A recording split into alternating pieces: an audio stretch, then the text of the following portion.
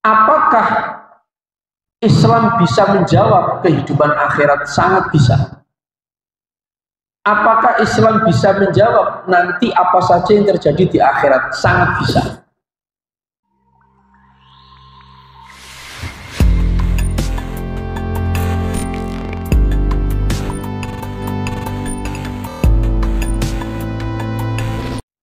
Temanya masih tafsir Maliki Yaumiddin. Yang ketiga yaitu tentang agama nanti yang diakui Allah cuma Islam. Maliki Yaumiddin itu juga bisa ditafsirkan sebagai pemilik agama yang hak. Yang hak itu yang benar. Dalilnya inna dina indallahil Islam. Sesungguhnya agama yang nanti di sisi Allah adalah Islam. Kemarin saya menerangkan tentang al-Islamu ya'lu wa la yu'la alaihi. Islam itu agama yang tinggi dan tidak ada yang membandingi Islam. Kenapa kok seperti itu? Karena Islam itu adalah agama yang dijadikan oleh Allah sebagai bentuk pegangan hidup agar manusia ini tahu tentang tata cara kembali kepada Allah. Dan itu konsepnya Allah sendiri. Wa ma khalaqtul jinna wal insa illa liya'budun. Saya tidak menciptakan jin dan manusia kecuali untuk beribadah. Nah, ibadah ini macamnya banyak. Nah, di antara ibadah itu fungsinya agar kita ini hidup tidak awur-awuran, sehingga kehidupan kita ini tidak dipermainkan oleh syaitan. Yang syaitan sendiri itu tidak akan ridho, tidak akan ikhlas ketika manusia itu menghadapi sakaratul maut, di dalam hatinya masih ada iman, ada Islam. Ini kan mboten ridho. Makanya sampai syaitan itu akhir daripada perjuangannya untuk manusia ini agar lepas iman Islamnya, itu sampai ditunggu ketika manusia itu mengalami sakaratul maut. Ketika manusia itu sakaratul maut, maka syaitan itu datang dan memanggil seluruh teman-temannya. Semuanya dipanggil. Karena apa? Syaitan sendiri itu berkata kepada temannya. Nah, ini yang saya maksud syaitan itu yang ajazil ya. Ajazil itu minal jinni, dari golongan jin. Dari golongan jin yang membangkang. Lah ajazil itu bagaimanapun juga tidak mau kalau ada anak turunnya Nabi Adam itu kok mati di dadanya ada iman, ada Islam. Ketika terakhir anak manusia ini menghadapi ajal sakaratul maut, saat itu peristiwa yang paling puncak adalah kehausan. Orang yang sakaratul maut akan mengalami kehausan. Saat itu dengan tipu daya syaitan, itu syaitan membawa air untuk diberikan kepada orang yang lagi haus ketika mengalami sakaratul maut. Tapi syaitan ini memberikan air itu dengan syarat. Syaratnya apa? Syaitan harus diakui sebagai Tuhan. Ayo, saya tahu kalau kamu ini haus. Ini loh saya bawa minum. Tapi kamu harus mengatakan la ilaha illa ghairi. Tidak ada Tuhan selain saya. Ketika seseorang itu yang mengalami sakaratul maut, di dadanya ada iman yang kuat, dan kekuatan iman itu ditopang dengan banyaknya berzikir.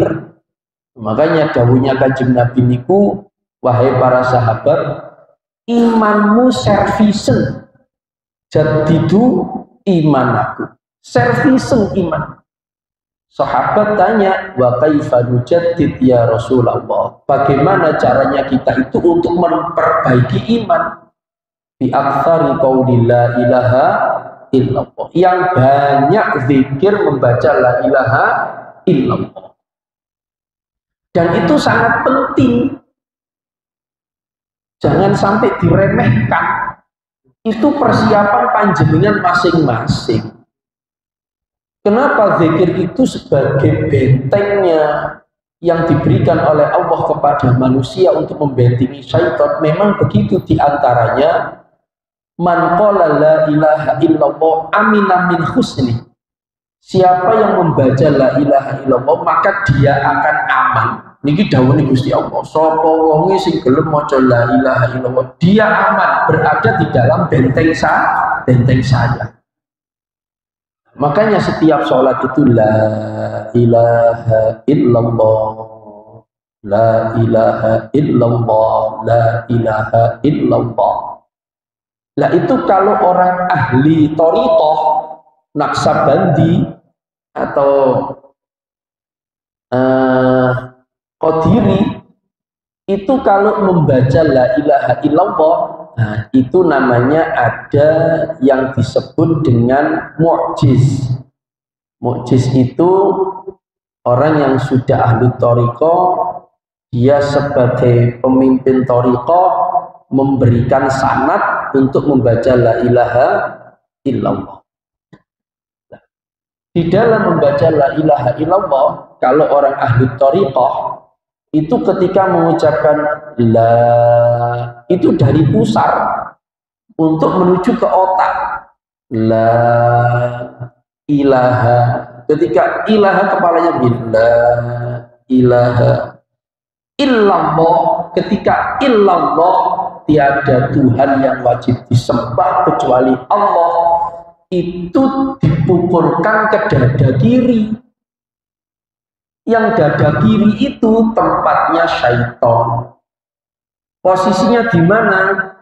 Di napa niki namanya? Pentil niku lho nggih. Lah itulah dua jari.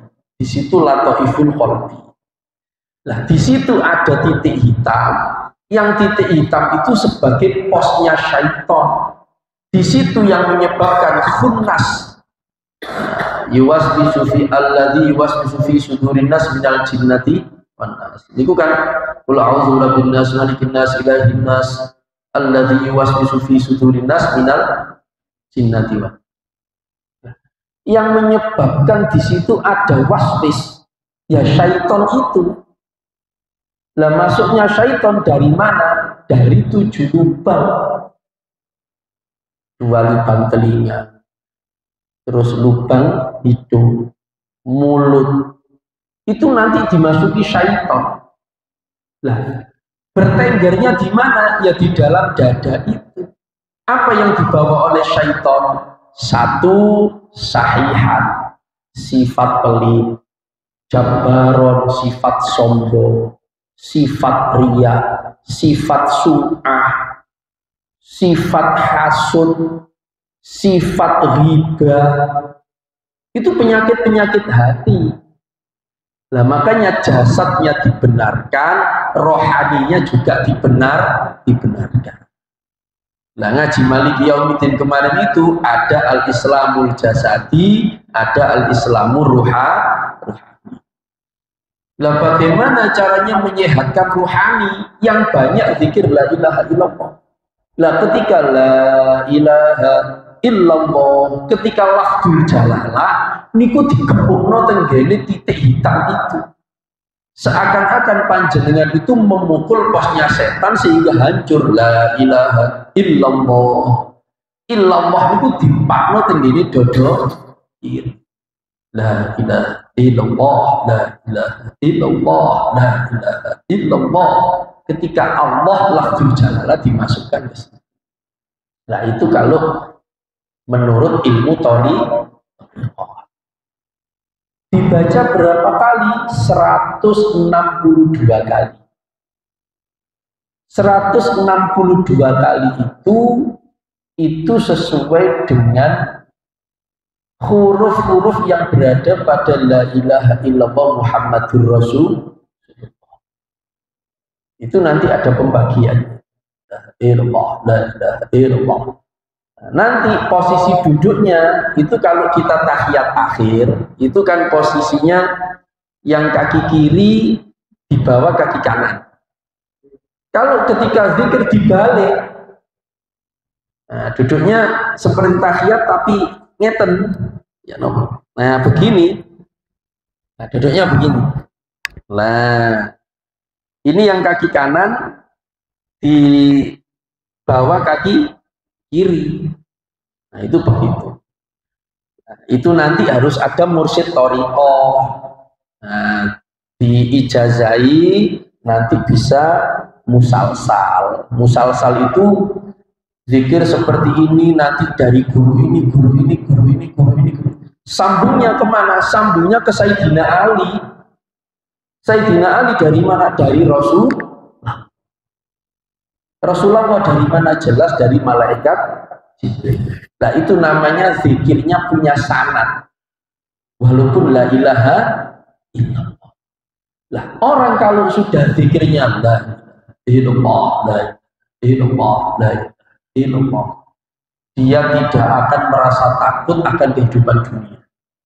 Menimangan, apa gak mangan, tidak takut. Meni anak bisa bayar sekolah, apa gak bisa bayar sekolah, tidak takut. Kalau nggak bisa ya utang. Kalau nggak bisa ya utang. Yang penting punya niatan nyaur. Apakah utang diperbolehkan? Boleh. Sing penting yang diutangi punya uang. Ojo utang nanggone wong sing padha diutangi. Padha ae Mas. Akhirnya seperti itu. Itu tentang bagaimana Islam itu sangat tinggi sekali. Yang kedua, kemarin saya menerangkan kenapa Islam itu dikatakan agama yang paling tinggi dan agama yang bisa diakui di sisi Allah. Secara perbandingan, hanya umat Islam yang mempunyai metode cara untuk memahami Al-Quran. Punya metode. Metode itu cara menseleksi Al-Quran, cara menseleksi hadis. Dan ini kitab-kitab yang lain tidak punya metode seperti ini. Injil tidak ada. Terus napa niku punyanya orang Buddha niku Tripitaka tidak ada. Itu tidak ada. Punyanya Islam yang napa niku namanya Dharma Gandul, nah itu tidak ada juga.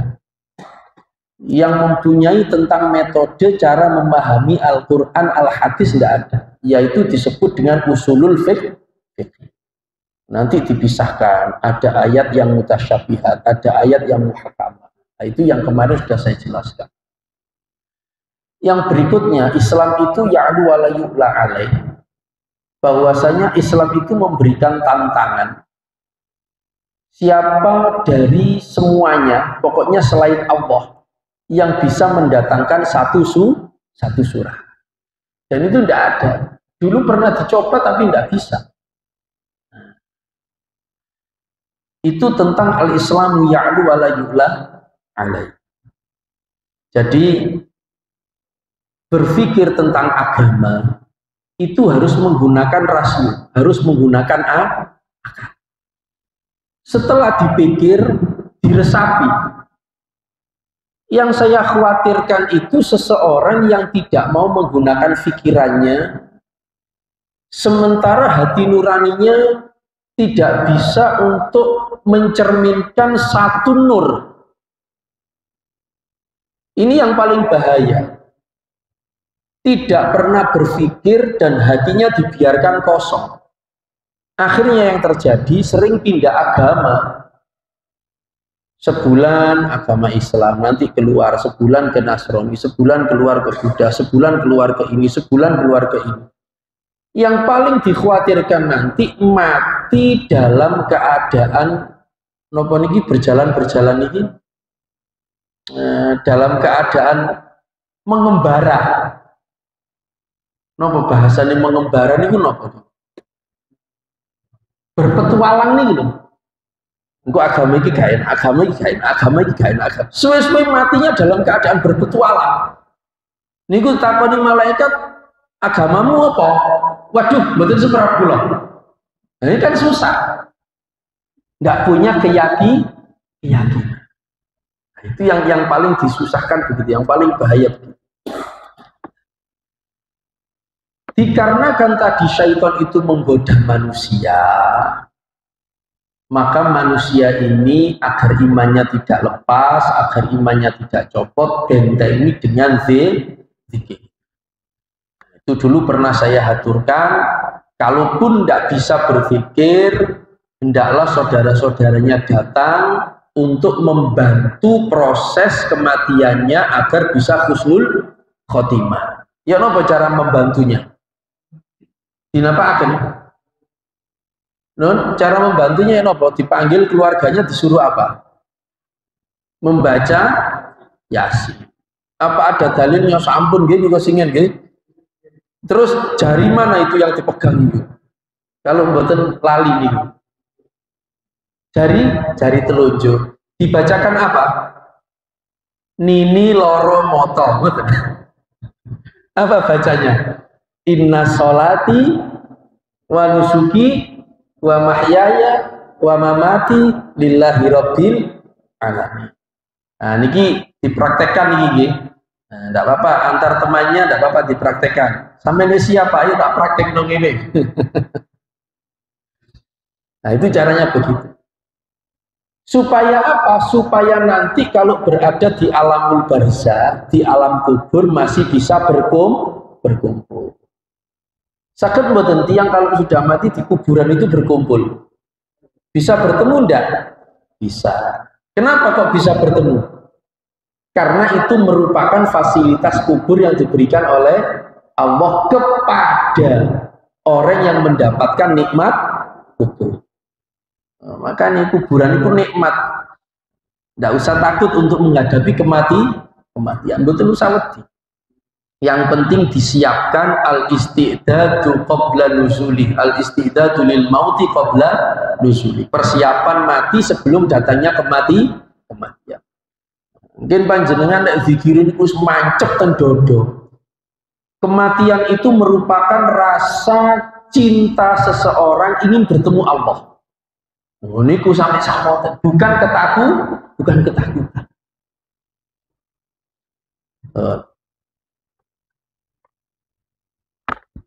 Berikutnya tentang Islam.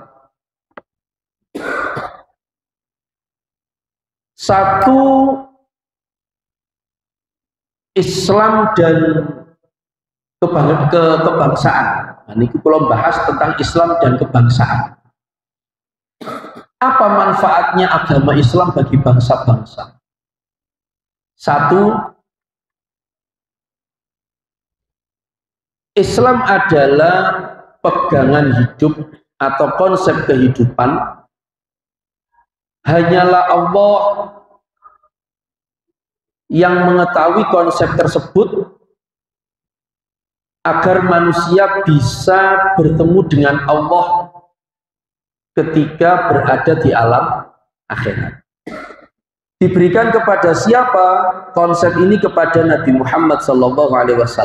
Huwallazi al-Islamu huwa dinu alladzi ba'atsallahu bi sayyidina Muhammadin sallallahu alaihi wasallam li hidayatin nasi wa sa'adatihim. Ini konsep Islam begini. Agama Islam itu adalah agama yang diberikan oleh Allah kepada Nabi Muhammad. Li hidayatin nasi wa sa'adatihim, untuk memberikan hidayah atau petunjuk kepada manusia dan kebahagiaan manusia. Kalau kita bertanya tentang alam dunia, bagaimana caranya hidup yang baik di alam dunia, maka berpegangan kepada Al-Quran dan hadis. Tentu jawabannya akan menuju akhirat. Apakah Islam bisa menjawab kehidupan akhirat? Sangat bisa. Apakah Islam bisa menjawab nanti apa saja yang terjadi di akhirat? Sangat bisa. Apakah Islam juga tahu kehidupan nanti, bagaimana perjalanannya hidup manusia itu menuju kepada Allah? Sangat bisa. Dan itu Islam punya konsep. Yang berikutnya, Al-Islamu dinu tsaqafah wal hadarah wat tamaddun al-insaniyah. Islam itu adalah agama tsaqafah. Agama tsaqafah itu adalah agama yang harus disertai dengan keilmuan. Seseorang yang mempelajari Islam tanpa keilmuan itu akan merasa sulit. Nah, ilmunya apa? Ilmu tentang memahami Al-Quran, tentang memahami hadis. Niku al-Islamu dinu tsaqafah. Jadi orang Islam itu harus pandai, harus pinter. Yang kemudian wal hadarah.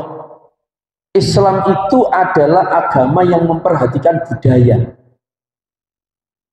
Kebudayaan itu juga diperhatikan oleh Islam. Lah makanya antara budaya dengan agama itu harus sejajar. Kalaupun budaya itu atau tradisi itu tidak sesuai dengan konsep Islam atau mengandung unsur yang di situ terdapat kemaksiatan, Islam tidak menghilangkan, tapi Islam mampu untuk merubah. Dan perkembangan Islam kalau di Indonesia itu sangat pesat sekali. Kenapa kok sangat pesat sekali? Karena Islam ini menghargai budaya Indonesia. Ini kebangsaan Indonesia. Nah, begitu juga Islam di negara-negara lain juga sangat menghargai kebudayaan negara tersebut. Makanya ada istilah Islam dan kebangsaan. Nah, bangsa dan Islam ini ya dipisah. Tidak bisa dicampur aduk. Tapi Islam sendiri menghargai budaya suatu bangsa. Kalau bahasa Indonesianya niku namanya Islam toleran. Kan kita kenal nih, ada Islam intoleran, ini kan enten gitu. Kalau ada Islam yang intoleran, berarti ngaji tentang keislamannya masih kurang. Karena Islam sendiri itu adalah ad-dinul hadarah, agama yang untuk bisa menjunjung kebudayaan. Wat tamaddun, dan harus berkarakter. Orang Islam harus mempunyai karakter. Karakter itu berhubungan dengan akhlak. Karena apa? Karena akhlak sendiri itu untuk meninggikan agama Islam. Nah, Nabi ini kan dawuh, innama bu'ithu liutammima makarimal akhlak. Saya ini diutus untuk menyempurnakan akhlak, mempunyai karakter. Nah, karakter Islam yang paling tinggi niku dawuh Kanjeng Nabi, al muslimu man salimal muslimuna min lisani wa yadihi. Karakter atau akhlak yang paling tinggi dari orang Islam itu adalah mampu. Orang Islam itu mampu memberikan rasa aman, rasa nyaman kepada orang lain dari lesan dan tangannya. Ini akhlak yang paling tinggi nih. Jangan sampai tetangga kita, karena kita seorang muslim, itu merasa resah dengan lesan kita, merasa resah dengan tangan kita. Contoh, panjenengan punya tetangga, punya buah mangga. Mosok pencite balak-balik hilang. Tiba-tiba dilihat dari CCTV sing ngambil wong Islam. Loh, ini berarti tetangga tidak bisa merasa aman dengan kehadiran orang Islam. Itu namanya orang Islam tidak punya karakter. Padahal karakternya orang Islam harus mempunyai akhlakul karimah. Lah, akhlakul karimah ini sebagai bentuk puncaknya adalah al-muslimuna salima min lisanihi wa yadihi. Panjenengan punya tetangga, jangan sampai resah dengan lesan panjenengan. Mungkin tonggone dirasani, tonggone dilabrak. Lah, ini bukan karakter orang muslim. Nah, yang menjadikan karakter orang muslim itu satu, kalaupun dia bisa bermujadalah atau berdebat, maka debatnya biihsan dengan keilmuan. Nah, itu yang menunjukkan Islam dan kebangsaan ini sama-sama bermartabat.